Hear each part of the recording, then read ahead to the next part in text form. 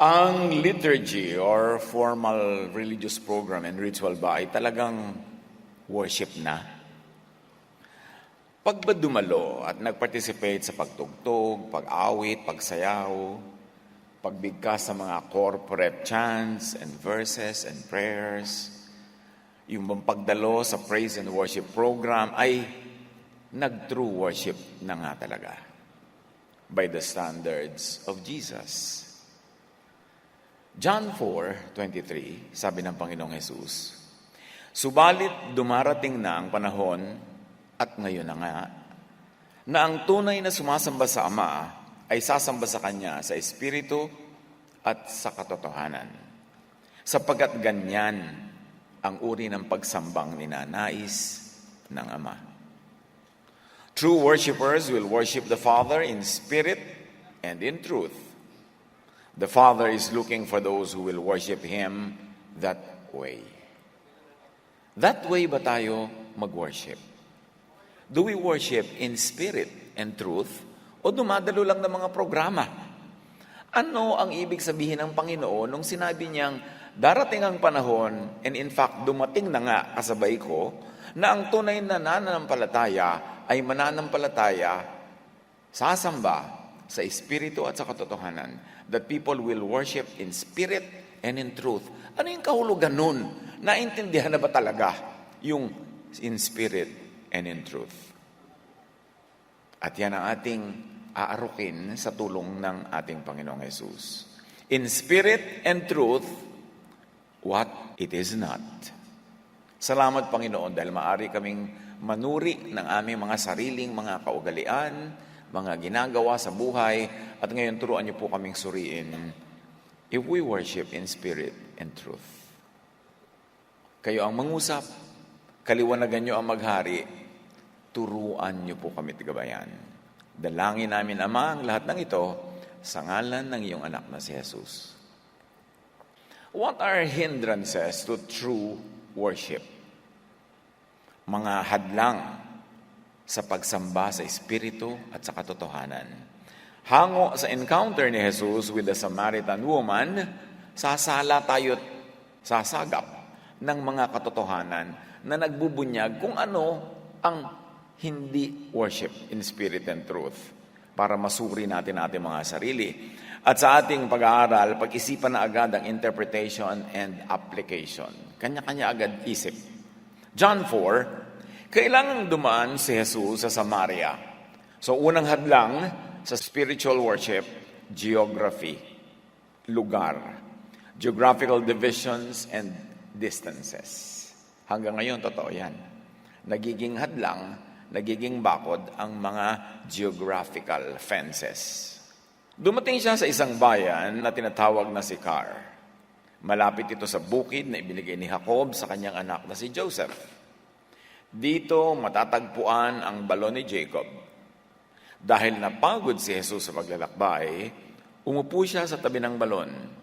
Halos katanghalian na noon. Hindrance to worship, history. At hindi na natin iisa-isahin yan dahil marami tayong ibang pag-uusapan. Isipin nyo na lang kung bakit hindrance to true worship ang history. Bakit history also gives walls and fences na hindi mo marating ang spiritual worship. May isang Samaritanang dumating doon upang umigib at sinabi ni Jesus sa kanya, "Maaari bang makiinom?" Wala nun ang kanyang mga alagad dahil sila'y bumibili ng pagkain sa bayan. Sinabi sa kanya ng babae, "Ikaw ay Hudyo at Samaritana naman ako. Bakit ka humihingi sa akin na inumin?" Sinabi niya yon sapagkat hindi nakikihalubilo ang mga Hudyo sa mga Samaritano. Another hindrance, race. Racial divisions. Sumagot si Jesus, "Kung alam mo lang," ibig sabihin hindi alam ha, "kung alam mo lang ang kaloob ng Diyos at kung sino itong humihingi sa iyo ng inumin, ikaw ang hihingi sa Kanya at bibigyan ka naman niya ng tubig na nagbibigay buhay." Hindrance to worship, ignorance. This woman was raising religious issues. These Samaritans and the Jews were very religiously informed. Kaya nga sila magkakaaway, naghihiwa-hiwalay dahil pare-pareho silang may alam, although magkakaibang alam. So isang hadlang sa tunay na pagsambang espiritual, ignorance. Religious and spiritual blindness. Maraming sumasamba pero puro faith, pero walang alam from Jesus. Kung kani-kanino galing ang alam. Maraming puro faith pero hindi alam ang tamang pagsamba according to the standards of Jesus. Ni hindi kilala ang tunay na Ama. Ni hindi kilala kung sino ang sinasamba at dapat sambahin. John 4:22, sabi ni Jesus sa babae, ni hindi nyo kilala ang inyong sinasamba. Can you imagine? Samba ka ng samba, tapos hindi mo naman pala kilala kung sino yung sinasamba mo. Parang yumuyuko ka, lumuluho, tapos may kortina. Sa likod pala kung sino yung nandun, hindi mo naman kilala. Sabi ni Jesus, hindi ninyo kilala ang inyong sinasamba. Tayo kaya kilala talaga natin? Suriin. Maraming ignorant of what true spirituality is for and what true spirituality brings and what mere religiosity brings. Magkaiba ang spirituality sa religiosity. Kaya maraming relihiyoso, hindi naman spiritual, at maraming spiritual, hindi relihiyoso. Dapat yan, alamin natin. Now, hindrance and obstacle to true worship, ignorance of the true gift of God, which is grace and love. Yun ang tunay na regalo ng Diyos. Ignorance of life and the living water, who is Jesus, the true Son of God, the true I am. Kasi maraming mga pretenders na I am ng I am. Hindi naman pala talaga sila. Jesus is the true source and giver of life, of the living water. So marami, ignorant sila of the gift of God, the way to receive life and to receive the living water. May mga pambulag kasi, nakakabulag. At ano yon? Primarily, the law. Napakalinaw ng 2 Corinthians 3:14-17. Ngunit naging matigas ang kanilang ulo, kaya't hanggang ngayon nananatili ang talukbong na yon habang binabasa nila ang lumang tipan. Maaalis lamang ang talukbong na yon sa pakikipag-isa kay Kristo, nang ibig sabihin ay pakikipaghiwalay kay Moses sa teachers of the law and Pharisees representing Moses. Napakalaking paghiwalayan sa nakaugaliang paniniwala. Pero sabi ng 2 Corinthians, pagka puro matandang tipan ang laman ng utak mo at puro yung law ni Moses ang laman ng utak mo, may talukbong na nagtatakip sa mata mo para makita si Jesus, para makita yung tunay na bigay ng Diyos na grace and love. Kasi ang mananatiling nag-ahari sa utak mo ay law, judgment, legalism. Magkakontra yon. At yung isa, tinatakpan ng mata para huwag makita yung isa. Si Jesus and the grace of God through Jesus, love and grace. Sa pagpapatuloy ng binabasa natin sa 2 Corinthians, hanggang ngayon, may talukbong pa ang kanilang isip tuwing binabasa nila ang mga aklat ni Moses. Corinthians ang may sabi niya na, dibdibin natin. Kasi parenthetically, pag nakakita kayo ng mga verses na aking binabasa, tas may parenthesis at iba yung kulay sa loob, ibig sabihin, dagdag ko yon para pandagdag ng pangunawa. Pero hindi yun part of the verses. Only suggested reading and serving. So hanggang ngayon, may talukbong pa ang kanilang mga isip tuwing binabasa nila ang mga aklat ni Moses. Ang dapat basahin ay ang aklat ni Jesus. Yan ang sinasabi kong mga parenthetic sentences. Ngunit kapag lumapit ang tao sa Panginoon, naaalis ang talukbong. Ang Panginoong binabanggit dito ay ang Espiritu, at kung nasaan ang Espiritu ng Panginoon ay mayroong kalayaan. Ibig sabihin, freedom from the law, freedom from judgment, freedom from guilt and fear. At malalaman mo na natanggal na yung talukbong kung na-enjoy mo na, nauunawa at naipapamuhay yung kalayaan na yon.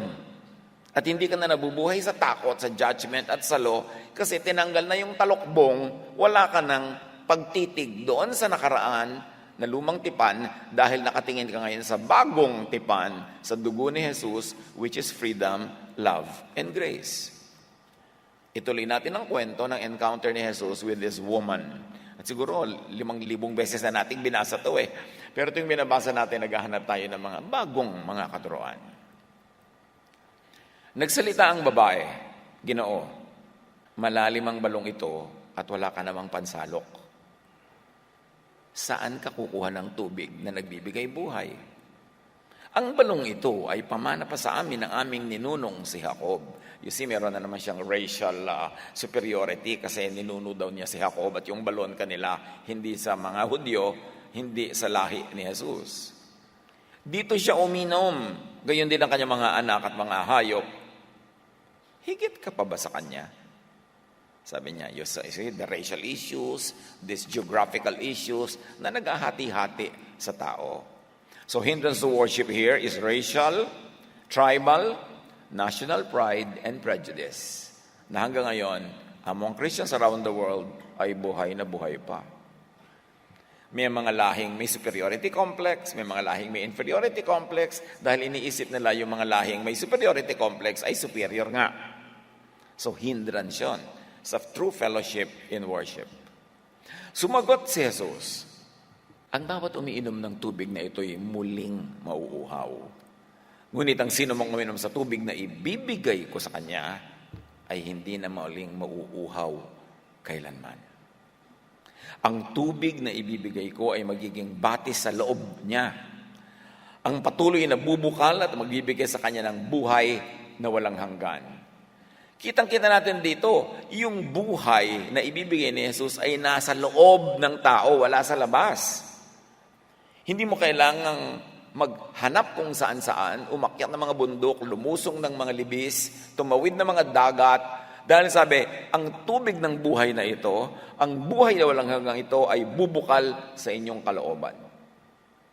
Mararamdaman nyo, malalaman nyo, malalasap nyo na meron kayong buhay na walang hanggan. At kailan yon? Pag natanggal ang talukbong ng panakot, ng takot sa law, sa judgment, ng guilt. Dahil makakaramdam ka na ngayon na malaya ka na, hindi mo na buhat-buhat lahat yung kasalanang ipinapataw sa iyo ng law. Meron ka ng pakiramdam na meron ka talagang buhay na walang hanggan, magaan, masaya, tahimik, payapa. Kaya sabi niya, sa kalooban mo yan manggagaling. Kaya ang dapat magbago sa tao ay ang kanyang kalooban. Ang kanyang pananaw, ang kanyang utak, ang kanyang isip. Hindi magbago ng membership ng church, hindi magbago ng lugar na dadaluhan, na pagdadasalan. Wala yun, nasa loob. Kaya sabi ni Jesus, the kingdom of God is in you. Yun ang iyong hanapin. Huwag kang maghanap kung saan-saang nasa labas mo, nasa loob ang paghahari ng Diyos.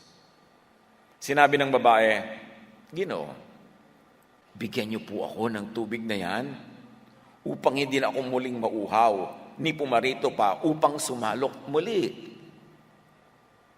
Umuwi ka at isama mo dito ang iyong asawa, wika ni Jesus. Wala akong asawa, sagot ng babae. Sinabi ni Jesus, tama ang sinabi mong wala kang asawa. Sapagkat 5 na ang iyong naging asawa. At ang kinakasama mo ngayon ay hindi mo asawa. Totoo nga ang sinabi mo. Hindi siya hinusgahan, hindi siya pinagalitan, hindi siya kinutya. Nagpakilala lang si Jesus na hindi siya karaniwang tao. Na alam niya ang buhay ng babaeng ito. Dahil yung babae, nagmamalaki pa eh.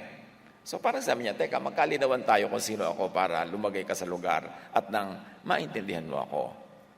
Alam ko anong nangyayari sa buhay mo, kilala kita.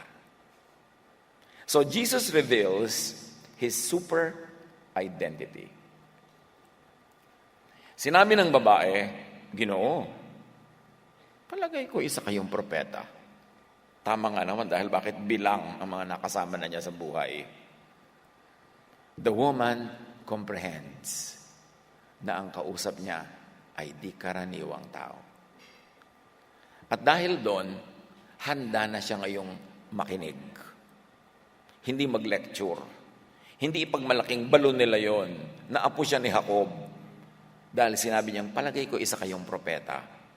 meron akong matututunan sa inyo. And then she opens a very important topic. Dito sa bundok na ito, sumamba sa Diyos ang aming mga ninuno. Ngunit sinasabi niyo mga Hudyo, nasa Jerusalem lamang dapat sambahin ng Diyos. You see, geography. So tell me, Inglesera rin tong babae, so nag-i-English siya. So tell me, why is it that you Jews insist that Jerusalem is the only place of worship, while we Samaritans claim it is here at Mount Gerizim? In sa Greek version, it is here on this mountain where our ancestors worshipped. Sabi niya, bueno. Isa kayong kakaiba at least propeta kayo. Paliwanag niyo nga sa akin ang issue na to. Bakit sinasabi niyo sa inyo lang, sa Jerusalem lang, sa temple lang, dapat sambahin ng Diyos? Kami naman, ang paliwanag sa amin ng mga ninuno namin, dito lang sa bundok namin, dito lang sa Gerizim. Ano ba talaga ang totoo? So the woman asks a timeless question. In response, Jesus defines true worship. Sinabi naman ni Jesus, maniwala ka sa akin. Darating ang panahon na sasambahin ninyo ang Ama, hindi sa bundok na ito, at hindi rin sa Jerusalem. At idinagdag ni Jesus, hindi ninyo kilala ang inyong sinasamba. Pagsabihan ka nito, kayo, mga ninuno nyo, generation sa sumasamba, sabi ni Jesus, dahil kilala mo na ako'y propeta, handa ka nang makinig sa higher teaching. Hindi nyo kilala ang sinasamba nyo.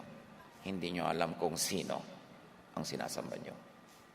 Jesus replied, believe me, dear woman, the time is coming when it will no longer matter whether you worship the Father on this mountain or in Jerusalem. So here, true worship, wala sa geography or location. Tapos hanggang ngayon, ang dami mga Kristiyano, kandara pa ng pilgrimage, kandara pa ng punta dito, punta doon. Sinabi na nga ni Jesus hindi sa Jerusalem, hindi sa Samaria, hindi na yun ang mahalaga sa pagsamba, hindi location. You Samaritans worship what you do not know. So ang mahalaga sa true worship ay kung sino at kung tama ang sinasamba. True worship is not about geography, location, or locality. The true high God does not live in particular locations, mountains, not in Samaria, on Mount Gerizim, or in Jerusalem, or on Mount Zion. In other words, may malaking pagtutuwid si Jesus sa pagsamba. Sinabi niya sa babaeng ito, pero sinasabi niya rin sa ating lahat na tumutunghay sa usapan nila. Kaya makinig. The true high God does not live in man-made temples. Kaya may mas malaking pagtutuwid dito. Makinig. Acts 7:48-50. Gayunman, ang kataas-taasang Diyos ay hindi naninirahan sa mga bahay na ginawa ng tao. Walang bahay ang Diyos. The Most High doesn't live in temples made by human hands. Sabi nga ng propeta, ang langit ang aking trono, sabi ng Panginoon, at ang lupa ang aking tuntungan. Anong uri ng bahay ang itatayo niyo para sa akin? O anong lugar ang pagpapahingahan ko? Hindi ba't ako ang gumawa ng lahat ng ito? Sino ang nagpagawa ng temple sa Jerusalem? Sino ang nakatira at nagtira sa temple sa Jerusalem? Sino ang nasa Mount Gerizim sa Samaria na sinasamba ng mga Samaritans naman? Sabi ni Jesus, hindi nyo kilala. Clueless kayo kung anong ginagawa nyo sa worship nyo. John 4:22, hindi nyo kilala ang inyong sinasamba. Basta samba kayo ng samba. Dapat alamin nyo muna para magkaroon kayo ng true worship. Ngayon sa ganito mga kapatid, ang pangangaral ay hindi lamang sa pagbibigay ng sagot, kundi sa pagbibigay din ng tamang tanong. At sa pagbibigay ng pagkakataon sa bawat isa na magtanong, manuri at maghanap ng sagot. Yan ang homework niyong lahat. Alamin, sino ang sinasamba sa Mount Gerizim? Hindi pala nila kilala. Akala nila, yun, pero hindi pala. Sino ang nagpagawa at nagtira sa temple sa Jerusalem? Gayong sinasabi ng Scripture, God, the Most High, does not live in temples. Homework nyo yan. Next month, kayo ang magpipreach dito.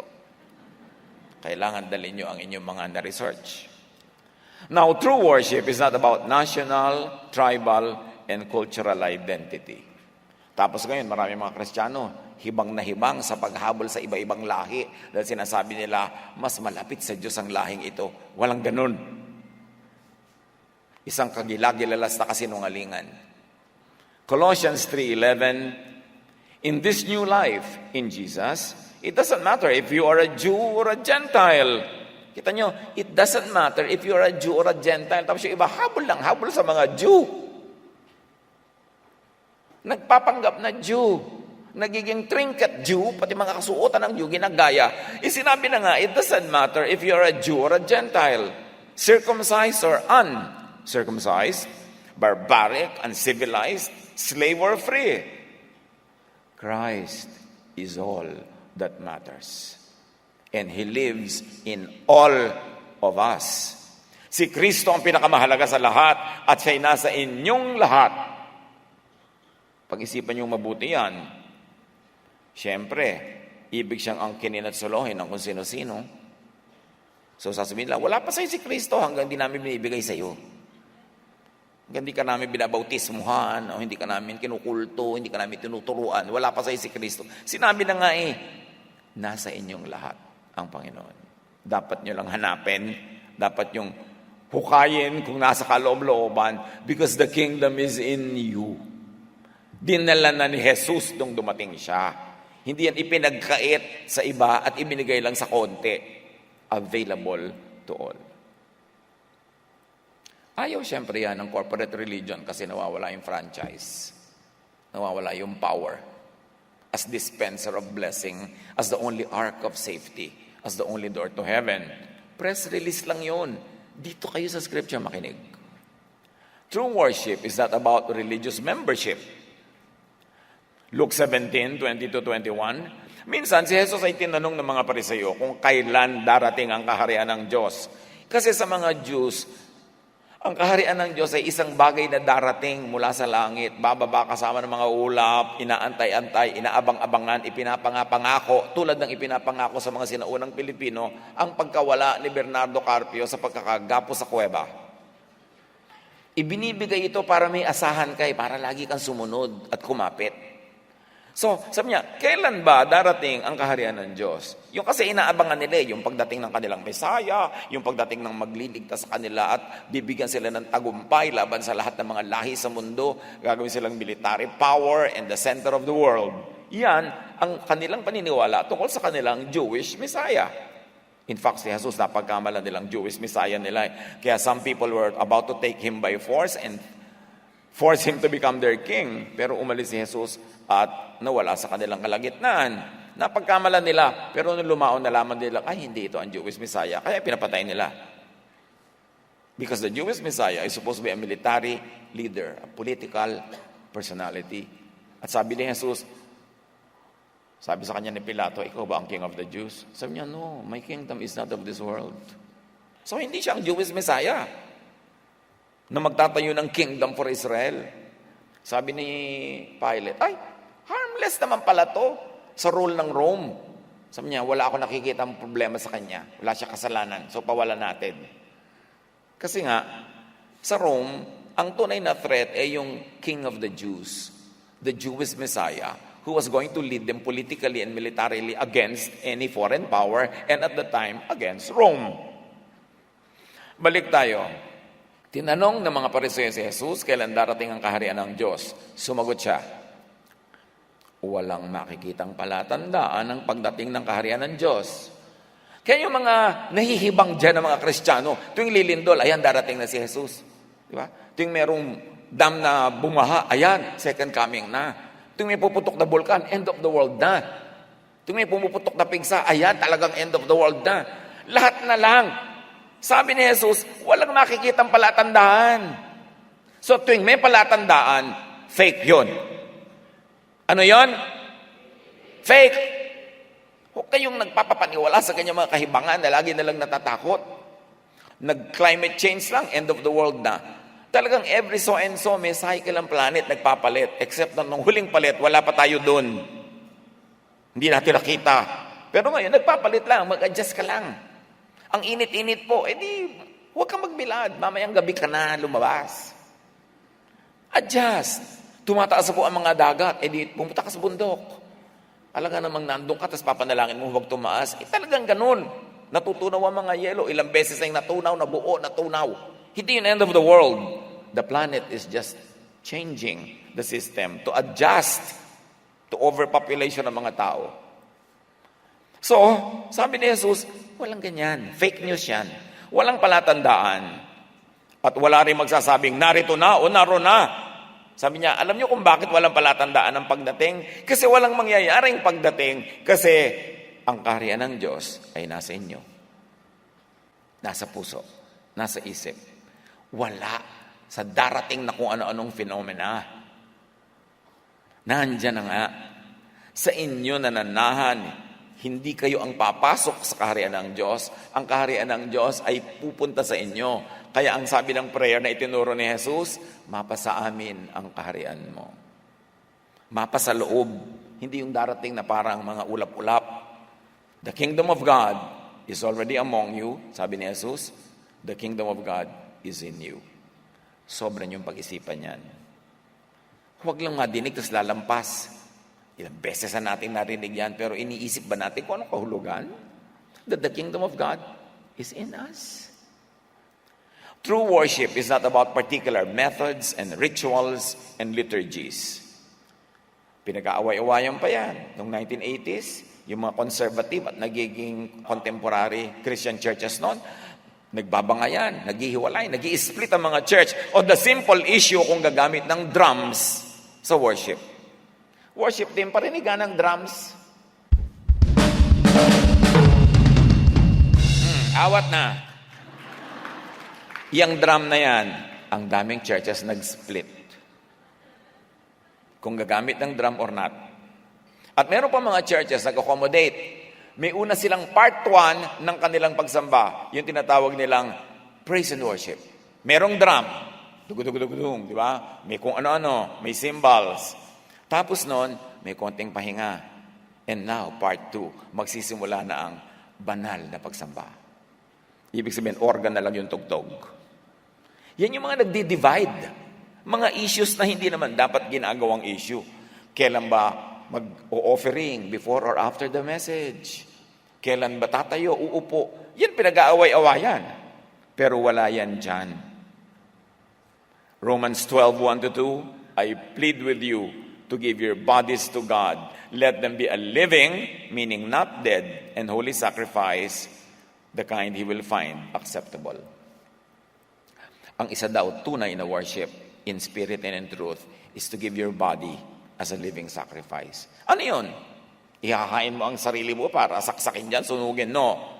Maglingkod ka sa mga nangangailangan, mag-abot ka ng pagkain sa mga gutom, hagurin mo yung mga likod ng mga nagdaramdam, abutan mo ng pera yung salat na salat, dalawin mo ang mga nakakulong, pakainin mo ang mga nagugutom. Yun ang high religion. To offer your body as instruments of service of love. Because God is love, Jesus is love.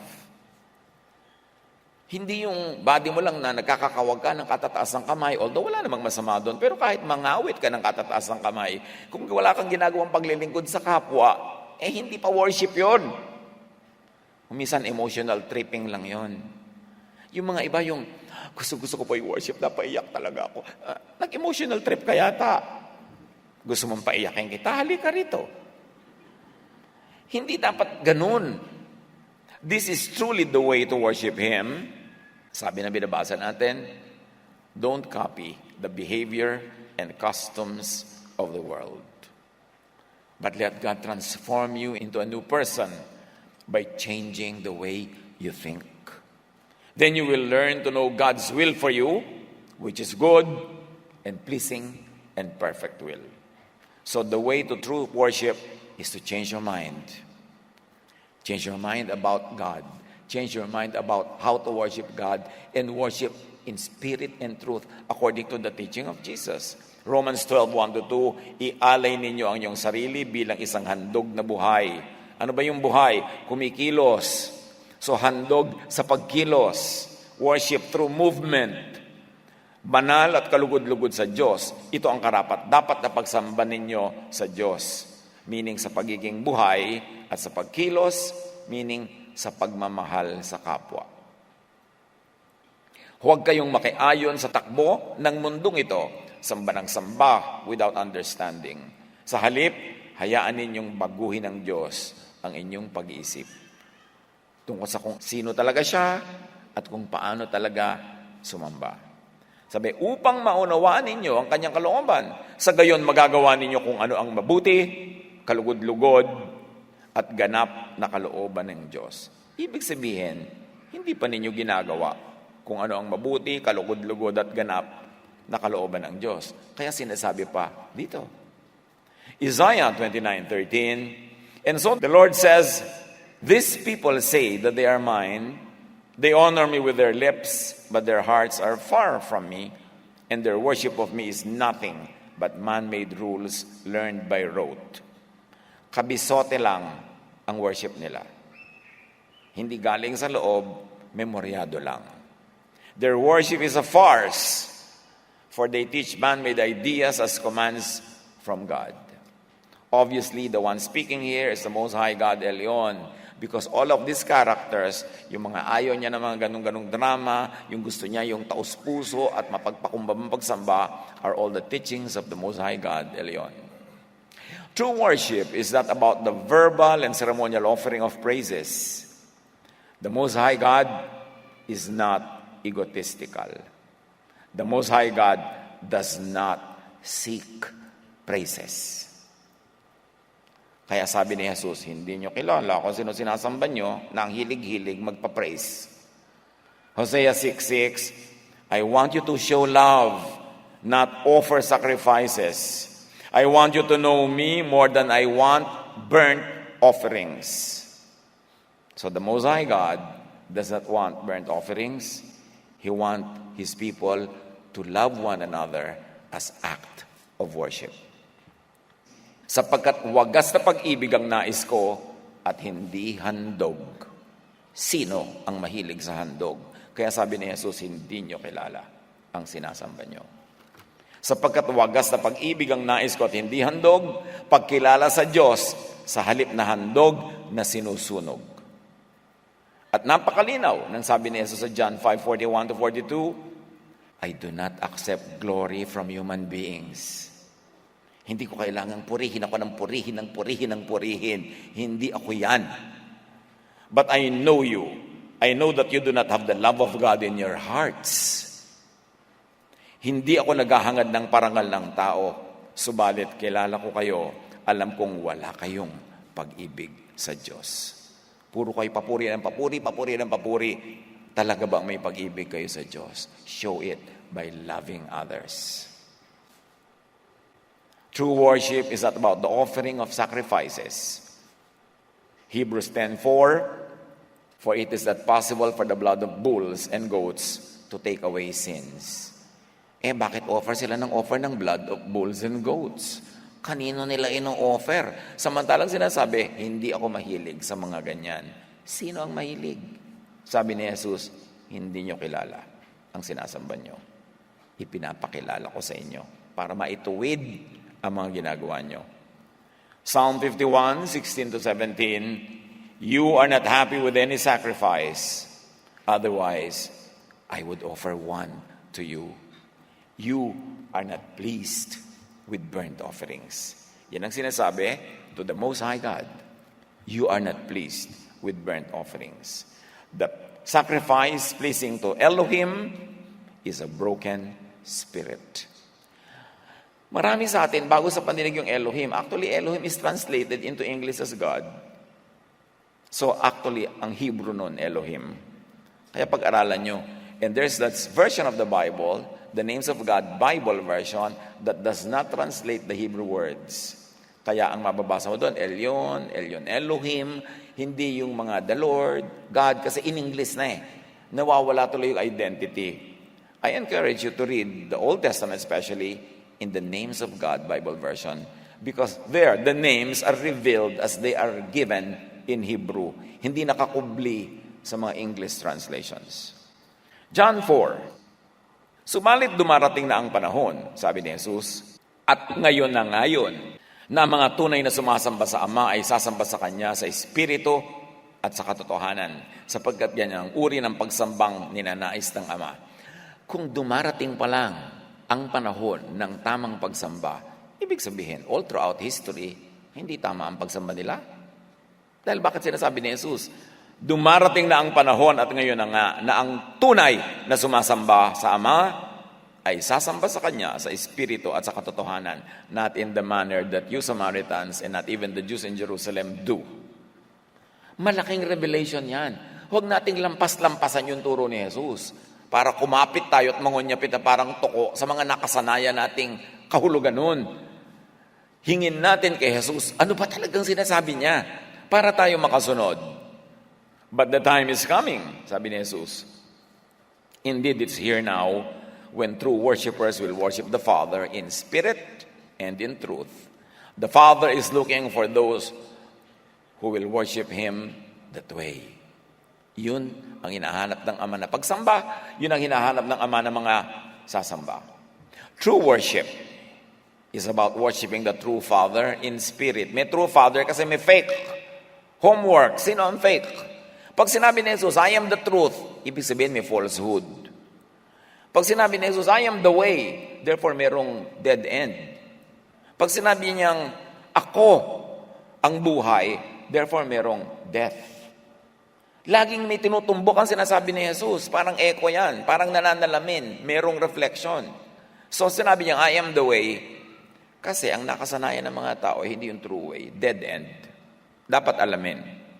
Sabi niya, true worship is about worshiping the true Father in spirit, not in the flesh, not in material or physical or sensual ways. Pag sinabi, worship God in spirit, ibig sabihin, don't worship in the flesh, in material things. Kailangan spiritual. At ano ang spiritual? Hindi nakikita, hindi nahahawakan. Philippians 3:3, for we worship by the Spirit of God. We put no confidence in human effort. Ano yung human effort ng worship? Marami yun. Yung nagdadadapa ka dyan, nagtitihaya ka, na kung ano-ano pinagkakagawa mo, mga ritual, mga programa, mga props. Hindi yun masama per se. Pero hindi pa yun ang worship. Dapat yun, portal pa lang, pinto, para makapasok ka doon sa sacred space. Pero akala ng iba yun na yun. Yung umattend ka ng program, nag-worship ka na, nagtaas ka ng kamay, nag-worship ka na, kumanta ka na, nag-worship ka na. Kaya yung mga iba, 10, 20, 30, 40 years, worship ng worship, wala naman spiritual growth. Kasi dumadalo lang ng programa. Handun na. Parang, ayun na, nakasamba na ako. Anong ginawa mo? Ay, di kumanta ako, nag-pray ako, naghulog ako sa basket. Yun lang, sumamba ka na. Yun lang ba talaga yun? O step pa lang yun patungo sa tunay na pagsamba. Suriin. Romans 8:26, and the Holy Spirit helps us in our weakness. For example, we don't know what God wants us to pray for, but the Holy Spirit prays for us with groanings that cannot be expressed in human words. You see, we don't even know how to pray. Tinutulungan tayo ng Espiritu sa ating kahinaan sapagkat hindi tayo marunong manalangin ng nararapat. Kaya't ang Espiritu ang namamagitan para sa atin at dumaraing sa paraang hindi natin kayang sambitin. So nagpray ka ng nagpray, 10 paragraphs, 10 chapters ang haba. Sabi nga hindi naman tayo marunong magdasal. Spirit dapat na nagdarasal para sa atin. Kasi hindi naman natin alam talaga kung ano ang kalooban ng Diyos. Alam niyo ng Espiritu.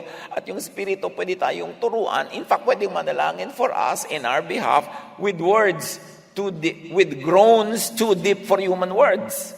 Kaya sabi ni Jesus, huwag niyong akalain na pag marami kayong dasal, maraming salita, nagdasal na nga kayo.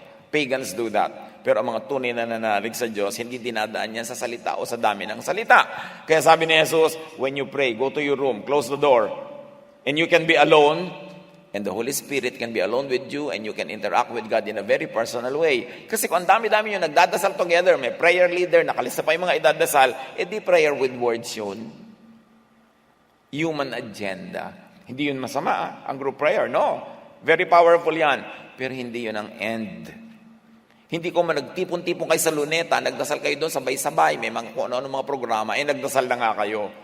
Although pwedeng maging springboard yon ng tunay na dasal, pero hindi pa yon ang dasal.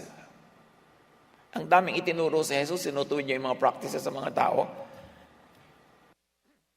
Pero ang nangyari, nung pupunta na si Jesus sa langit, nag-backslide ang church, bumalik sa mga dating gawi. And usually, gawi ng mga Jews. Yun uli ang namayani. Sabi niya, Matthew 6:6, kapag mananalangin ka, pumasok ka sa iyong silid at isara mo ang pinto, saka ka manalangin sa iyong ama na hindi mo nakikita. At yung ama na nakakakita ng ginagawa mo ng lihim, ang siyang magbibigay sa iyo ng gantimpala. Tapos ang hilig-hilig ng mga Kristiyano mag-pray sa mga public places, ang dami-daming tao, may mga sponsor pa, may mga commercial pa. Tapos hindi naman talaga prayer, political rally. Yung pala may mga patatamaan, may mga patututsadahan.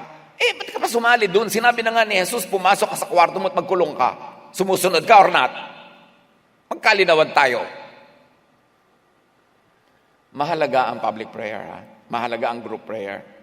Pero hindi yun ang lahat-lahat. Dapat yun, step 1 lang, patungo sa true spiritual prayer. At hindi dapat nawawala yung personal, private prayer kung saan nagkakasarilinan kayo ng Espiritu ng Diyos. Kung saan malaya ka at hindi ka controlled ng program, hindi ka controlled ng mga anong dapat ipag-pray, anong hindi dapat ipag-pray, malaya yung Espiritu. Kasi pag matao, malamang nagiging performance ang prayer. Kaya mga iba, ma-assign sila mag-pray. Pastor, ano po kayo pagpe-pray ko para magandang pakinggan? Ba't naman kailangan magandang pakinggan? Siyempre naman po, may audience, kailangan naman impressive. Ba't di ka dala magsayaw? Kasi gusto mo pala magpa-impress. Hindi ka pa pwedeng manalangin mula sa puso. Kailangan mo lagyan ng script para sigurado kang correct ang grammar, agree ang subject and predicate mo, at profound, blah, blah, blah. Kaya mga iba magpe-pray. Ang tunay na boses nila ganito, mga kapatid, tayo na pong kumain. Pero pag magpe-pray, Panginoon, performance, nangungungo. No? At kaya mahalaga ang personal prayer. Itinutuwid ni Jesus. True worship is about worshiping the Father, the Most High, not by set and formal rituals and formulas and liturgies and programs. Matthew 6:5-6. When you pray, don't be like the hypocrites who love to pray publicly on street corners and in the synagogues where everyone can see them. Mark 12:33. And I know it is important to love Him with all my heart and all my understanding and all my strength, and to love my neighbor as myself. Listen, church. This is more important than to offer all the burnt offerings and sacrifices. Mahalin mo daw ang iyong kapwa, mas mahalaga kaysa dalhin mo lahat ang handog. Than to offer all the burnt offerings and sacrifices required by the law. In other words, loving others is more important than worship in the temple where all those offerings are made. Loving others is high worship. True worship is about worshiping the Father, the Most High, not by formal programs that need and feature material tools, locations, temples, buildings, artifacts, and other props. Kaya, pinapasimplify ko ang ating mga sambahay, ang ating mga Bible study. Hindi mo kailangan ng mga drum set, ng mga organ, mga pantugtog. Kung meron, mabuti. Pero kung wala, don't stress yourself. Kasi hindi naman umiikot doon ang tunay na worship. Kundi sa pagmamahal sa kapwa. Kahit kumanta kayo a cappella, sumabay kayo sa plaka o sa tugtog o sa electronic music, basta tumutulong kayo sa kapwa, nag-worship kayo ng mabuting-mabuti. Pero kung may organ nga kayo na 10 million pesos, ang ganda-ganda nga ng hall ninyo, tapos hindi naman kayo tumutulong sa kapwa, walang worship na naganap, umattend lang kayo ng program. Matthew 18:20, for where 2 or 3 are gathered as my followers, I am there among them. So you see, hindi mo kailangan magpa-register sa SEC.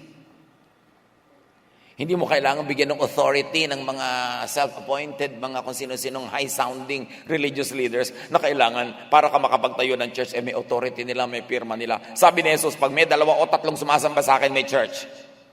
Nandun kayo, nandun ako, kahit saang lugar yan. Hindi mahalaga ang location.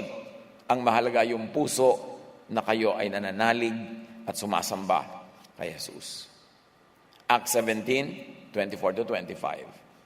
At ang mahalaga, sumasamba sa Ama sa ngalan ni Jesus. He is the God who made the world and everything in it. Since He is Lord of heaven and earth, He doesn't live in man-made temples, and human hands can serve His needs, for He has no needs. Napakalaking pang-blackmail ng church. Serve God. Sinabi dito, you cannot serve God. God has no needs. But yes, we serve our church. We serve one another. Tutugtog ako ng maganda to serve you para ma-inspire kayo na kumanta at yung kanta maging portal into a higher level of spirituality. Makapasok tayo sa sacred space through music. Yes, magdo-donate ako para magkaroon tayo ng bubong, magkaroon tayo ng pang-rent, meron tayong silyang upuan, pero hindi yun service to God. God doesn't need service. Pang-blackmail lang yan na nagfa-fundraising. We serve one another. But when we serve one another, we serve God. Kasi sabi ni Jesus, when you do this to the least of me, do it to me. So, pinunasan mo yung mga silya para may upan silang malinis, you are serving them, you are serving me. Pero huwag tayong pauto na serve God. Yung para bang napakalaking kataksilan na umabsent ka minsan sa church dahil umattend ka sa libing ng lola mo. Tapos ba-blackmailing ka na kailangan unahin ng Diyos. Bakit? Ang pagmamahal ko ba sa lola ko o sa kanyang alaala ay hindi pag-una sa Diyos? Kasi yun nga ang mga ginagawa ng mga religion, ine-exploit ang mga tao, inuuto in the name of God. Kaya sabi ni Jesus, no. Worship in spirit. Worship in truth. And then to continue with the verse, He Himself gives life and breath to everything, and He satisfies every need. Ang Diyos na gumawa ng sanlibutan at lahat ng naririto ay ang Panginoon ng langit at lupa, hindi naninirahan sa mga templong ginawa ng tao. Hindi rin siya nangangailangan ng anumang tulong o paglilingkod ng tao sapagkat siya mismo ang nagbibigay ng buhay, hininga at lahat ng bagay sa sangkatauhan. Pag sinabi mong I serve God, para namang inisip mong mas malakas ka pa kaysa sa Diyos, kailangan ka niya. Intindihin nga natin ang ibig sabihin nun. God gives us everything we need. Tapos, ang laging iuukil-kil ng mga relihiyon, serve, serve, serve. It is not the Most High who demands service. Sino ba ang mahilig na servant siya? Again, homework, pag-aralan nyo. Kasi sabi ni Jesus, you do not even know who you worship or who you serve. At sabi ni Jesus, even the Son of Man came not to be served, but to serve. Siya rin. Hindi siya humingi ng paglilingkod. Again, it is a contrast dahil may mga religious figures na laging humihingi ng paglilingkod. Sabi ni Jesus, not me, not even I. I came to serve, not to be served. True worship is about worshiping the Father, the Most High, not only by formal programs that need feature human leaders and mediators. Sumusobrang naging person-centered ang religious activity. Kaya natin dine-decentralize ang lahat. One of the reasons why we do sambahay worship 3 Sundays a month and one only here is to decentralize it, to take the attention away from me para ang mga iba nating pastors can lead and teach and can grow in the ministry. Because as they say, nothing grows in the shadow of a big tree. Pagka lagi ang laki-laking bulwagan, paano madedevelop ang mga iba? Dapat may dinedevelop tayong ganon para maraming avenues for growth. Hindi dapat sobrang dependent sa tao o sa isang tao. 1 Timothy 2:5, there's one God and one mediator who can reconcile God and humanity, the man, Christ Jesus. Iisa ang tagapamagitan sa Diyos at sa mga tao, ang taong si Kristo Jesus. There is no need for human intercessors between people and Jesus. Sabi kasi na iba, yes, si Jesus ang ating mediator between us and God, pero kami ang mediator naman nyo between you and Jesus. Walang ganon, invento lang yun ng mga tao. Red tape lang yan. Dumarami lang ang bida. Now, surely praying for one another has benefits, and it's nice when people pray for us. It's good when we pray for people, which we will discuss in part 2 of this message. Hindi kasi kasya sa isang worship lang. But it is not as necessary as self-appointed intercessors market themselves. Hindi kailangan. Hebrews 4:14-16. So then, since we have a great high priest who has entered heaven, Jesus the Son of God, let us hold firmly to what we believe. This high priest of ours understands our weaknesses. So let us come boldly to the throne of our glorious God. Hindi ka na kailangang magpasama, magpaakay. Go in to the presence of God boldly. There we will receive His mercy and we will find grace. True worship is about worshiping the Father in truth, not in lies, not in falsehood, not in religious drama, not in half-truths. The time for true worship had come with Jesus, had come with the revelation of Jesus. Inireveal ni Jesus, hindi nyo kilala, nyo sinasamba, ipapakilala ko sa inyo kung sino dapat. At ang worship nyo, hindi yan ang hinahanap ng Ama. Ang hinahanap niya is to worship in spirit and truth. So the time for that kind of worship had come with Jesus. Pero natuloy ba ang pag-develop ng ganong worship? Nag-backslide ang church into the religious traditions na kinalakihan nila. The true Father, at lagi natin sinasabing true Father kasi merong fake. The true Father seeks true and spiritual worship.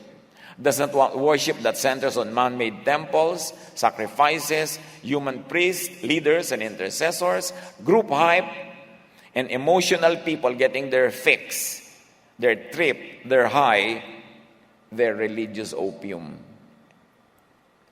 Marami kasi yung relihiyon, naging opium na lang eh.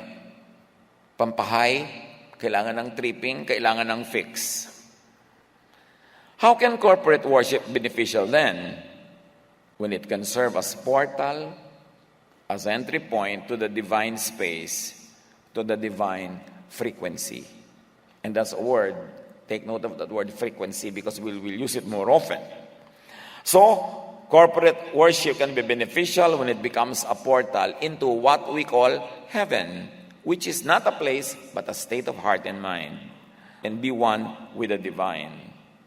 Worship, corporate worship is beneficial when it is not packaged as an end in itself and by itself. Kaya sabi ni Karl Marx, na inspiration ng maraming socialist philosophies, the religion is as opium des volkes, or religion is the opiate of the masses. Religion is the opium of the people. Pangbangag para nila malimutan ang mga hapdi ng katotohanan. Pampahay para nila malimot ang kanilang mga kabiguan at kabiguan kahit ng relihiyon. Sabi Karl Marx yun. Partly, Karl Marx is right. But it is not all true in itself. Pagka ang religion ay ginamit mo talaga na pangbangag, panglibang, panguto, pangmangmang, magiging ganun nga. Magiging tama siya. Pero may tama rin paggamit ng religion. Kung ituturo mo si Jesus, ang kanyang katotohanan na nagpapalaya, at kung magwo-worship ka in spirit and in truth na siyang gusto ng Ama. Tuloy ang nangyari sa babae at kay Jesus sa John 4. Sabi ni Jesus, ang Diyos ay Espiritu at ang mga sumasamba sa Kanya ay dapat siyang sambahin sa Espiritu at sa katotohanan. Naka-4 na ulit na tayo. Kailangan kasi tandaan ha? For God is Spirit, so those who worship Him must worship in spirit and truth. Now, we come to the message. Intro pa lang lahat kanina. Pwede nyo nang ilabas ang inyong mga biskwet. Numbers 23:19, God is not a man. God is not human. Obvious ba yun? Kailangan pa ba sabihin yun? Kailangan. Kasi sobrang na-anthropomorphize ang Diyos. Biglang ang Diyos sa isang parang lolong may puting balbas na nakaupo sa kanyang silyon, nalalapit-lapit kang uungot-ungot at ibibigay naman sa iyo mga gusto mo. Sobrang ginawang parang tao. Ang Diyos ay nagagalit. Lumilindol, may natabunan, nagalit ang Diyos. Alam niyo ba, may nagsabi sa akin na may isang pamilya, dahil meron silang kamag-anak na nagbalikbayan. Umabsent sila minsan, araw ng linggo sa church, at ipinasyal yung mga kamag-anak. At doon sa pasyalan, nabarog sa swimming pool ang bata, nabiyak ang bungo. Nanganib ang buhay. Nung malaman ng mga nasa church, marami sa kanila sabi, parusay ng Diyos, di sila kasi nag-church. Can you imagine that kind of mentality being developed and bred in the church? So, ang Diyos ay nagalit, nagtampo, hindi ka nagsimba, sabi, maibarog ang ulo ng batang ito at mabasag. Ganon? Pagka bakit naman po, inihingi ko pumasa ako sa board, hindi ako pumasa, nagtatampo na po ako sa inyo. Tinatrato natin ang Diyos sa parang tao. God is not a man. God is spirit. Not human, not physical, not material. Pakaisipin nyo yun. Palayain nyo ang Diyos mula sa imahen na ginawa ng relihiyon.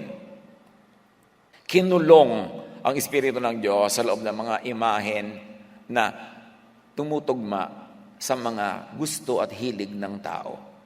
Na ginagawa natin ang Diyos kuminsan na parang kapwa-tao. Hindi siya tao. Imagine, think of God as spirit. Madali pa yon kasi sanay na tayo sa spirit. Pero, kung hindi siya tao, hindi siya material existence, imagine and think of God as thought wave, as frequency, vibration, as energy. Bago kayo mag-nosebleed, magdahan-dahan kayo. Mag-isip lang kayo. Kung ayaw nyo mamaya, di wag, pero isipin nyo muna. Imagine and think of worship in spirit, as worship in thought wave, in frequency, in vibration, and energy. Absent po ako nung ituro yan nun eh. Well, mag-review ka. This reading of Jesus as worship in spirit and in truth, as worship in thought wave, frequency, and vibration and energy, will be discussed in part 2 of this message. We shall attempt to read Jesus as worship in spirit in the light of and in relation to quantum and classical physics. Pinantal na yung iba, nadinig pa lang yung physics, geometry, tinitigdas na. Kailangan pag-aralan yan. Alam niyo mga itinuturo ng high school? Very important, buong buhay.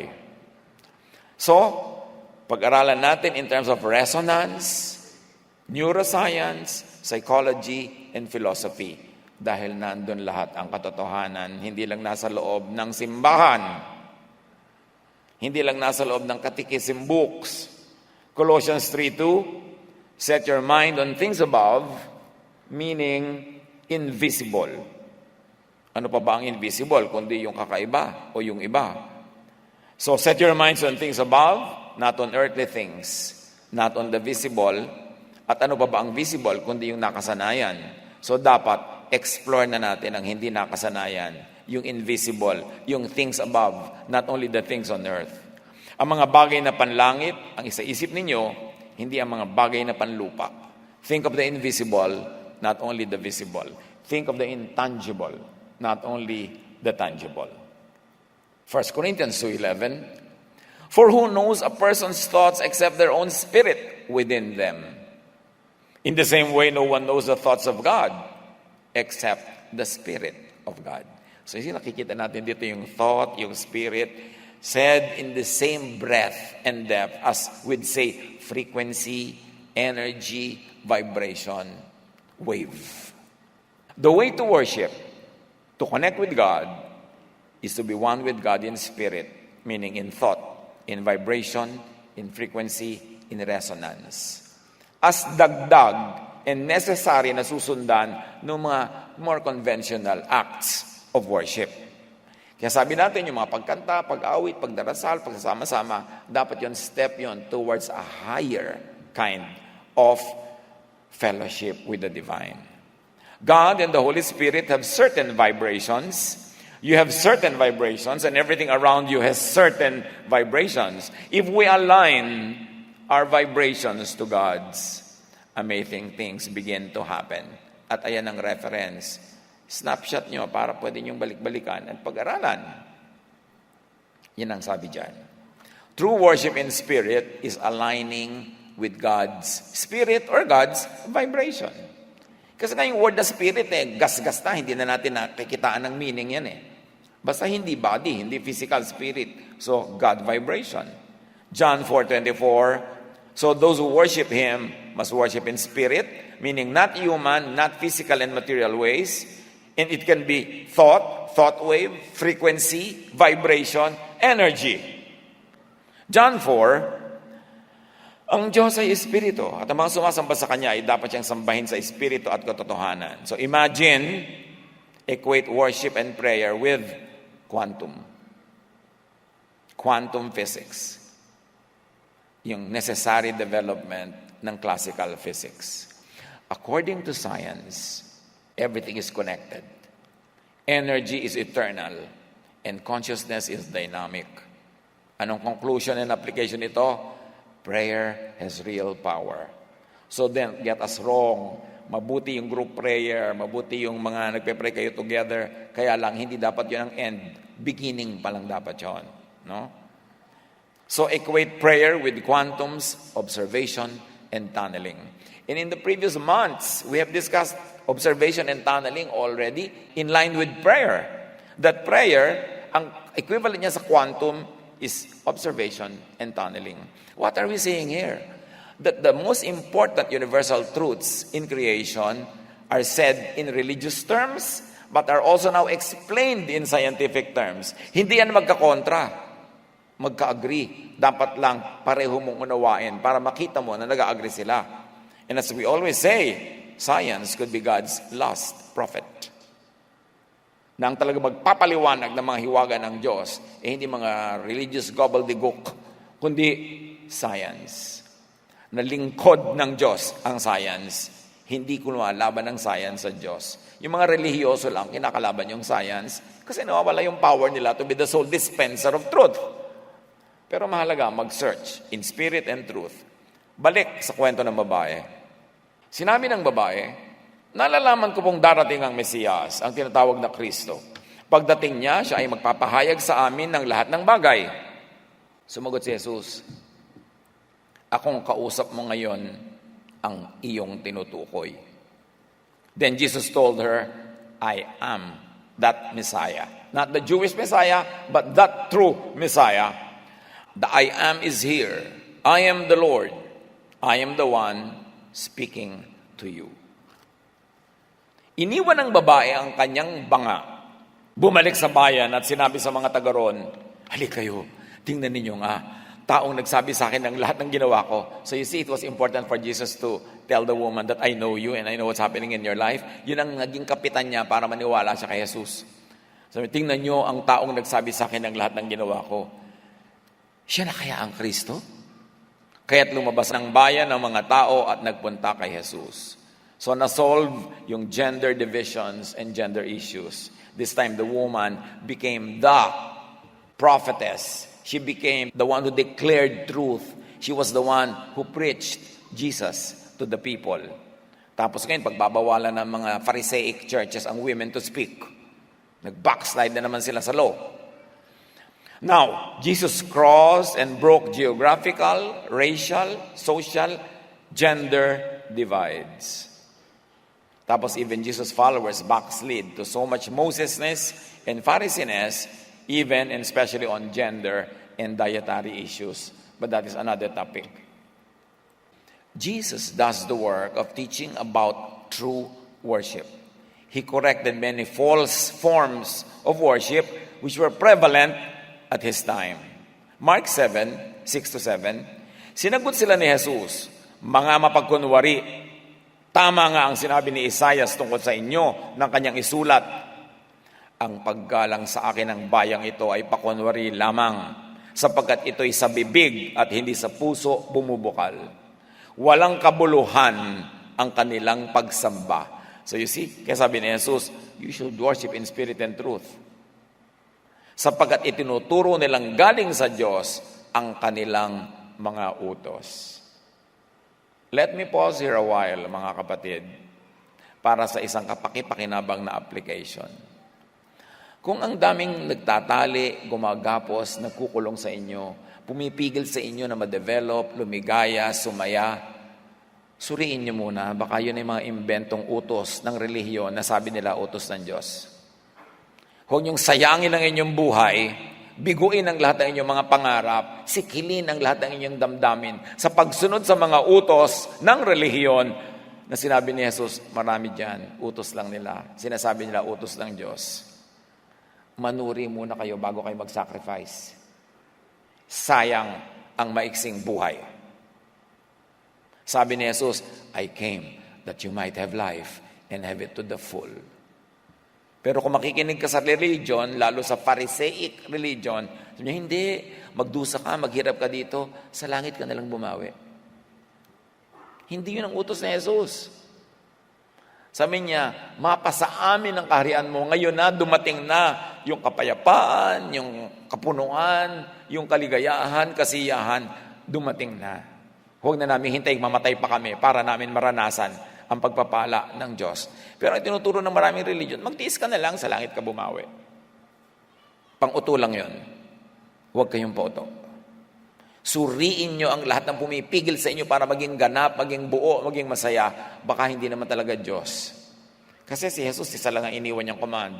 Love. Importante. At sabi ni Nikola Tesla, if you want to find the secrets of the universe, think in terms of energy, frequency, and vibration. And I invite you to think of God also in these terms. Kasi God is not a man. Hindi siya tao. Hindi siya physical. So dapat spiritual. And spiritual can mean vibration, frequency, energy, wave. Philippians 2:13, that energy is God's energy. An energy deep within you. God Himself willing and working at what will give Him the most pleasure. At the heart of the universe is a steady, insistent beat. The sound of cycles in sync. Synchronized yan. These feats of synchrony occur spontaneously, almost as if nature has an eerie yearning for order. At yan sa babada naman ang reference. Kung gusto nyo, sundan nyo yan. Pag-aralan nyo pa, window lang yan eh. Marami pang laman na iba. Back to John 4. Maraming Samaritano sa bayang yun ang naniwala kay Jesus dahil sa patotoo ng babae. Sinabi niya sa akin ang lahat ng aking ginawa. Kaya't pumunta sila kay Jesus at nakiusap na tumigil muna siya ron. At tumigil nga siya ron sa loob ng 2 araw. Can you imagine? He was invited by the Samaritans to stay for 2 days. At marami pang sumampalataya nang mapakinggan siya. Pagkatapos sinabi nila sa babae, naniniwala kami ngayon, hindi na dahil sa sinabi mo, kundi dahil sa narinig namin sa Kanya. Alam na namin siya ang tagapagligtas ng sangkatauhan. Tagapagligtas from the law, from judgment, from death, from fear, and from guilt, which is peace, which is love, which is heaven. Hear Jesus. Worship in spirit and truth. Reviewin natin ang ating paraan ng pagsamba. Kung sumasamba na ba talaga tayo o umaattend ng program. Review your concept and practice of worship. Your corporate, physical acts of worship. They are not an end in themselves. So observe. Ang worship ay hindi lang dapat emotional tripping. Kailangan may pagbabagong loob, pagbabago ng isip. So corporate worship is very useful and fruitful if natatranscend at nagiging portal, door, entry point into that sacred space where more spiritual revelation can happen. Enter the divine space through worship in spirit. Paano ba mag-worship in spirit? How does one enter sacred space? How does one become one with the Spirit of God? How does one vibrate with the Creator? maraming elaborate na paliwanag, pero para sa pinakasimple at madaling maintindihan, love. How do you enter the sacred space of the divine? Vibrate in divine vibration. God is love. Jesus is love. Jesus is the way. Therefore, Jesus' way, love is the way to the divine. So kung hindi naguguluhan ka, magulo, maraming ideya yung kung gano-ano pa, simple na lang, love. Because when you love, you vibrate in the divine frequency. You enter that divine circle. You enter the eternal circle of the Father. Therefore, yun ang way to God. Jesus is the way to God. And Jesus' way is the way of love. Therefore, if you love, you are following in the way. Therefore, papunta ka sa divine frequency, sa divine circle, sa divine space. Panginoon, turuan niyo po kami na hamunin ang aming mga sarili para i-review ang mga dati na naming mga paniniwala at mga paninindigan at unawain namin kung anong sinasabi ni Jesus to worship in spirit and in truth. Huwag kaming panghinaan ng loob kung kailangan namin magpalit ng isip, kung kailangan mag-aral pa, mag-review pa, because you want us to grow from glory to glory. And to grow, we have to outgrow our previous situation. Mangaral po kayo, patuloy niyo pong buksan ang aming isip. Manalangin tayo, sarilinan sa Panginoon, at humingi pa tayo ng mga kakayanan upang maunawa ang mga mukhang mahihiwaga, pero actually ay mga simpleng bagay, especially when understood from God's probably last prophet, science. Be with the Lord in silent reflection.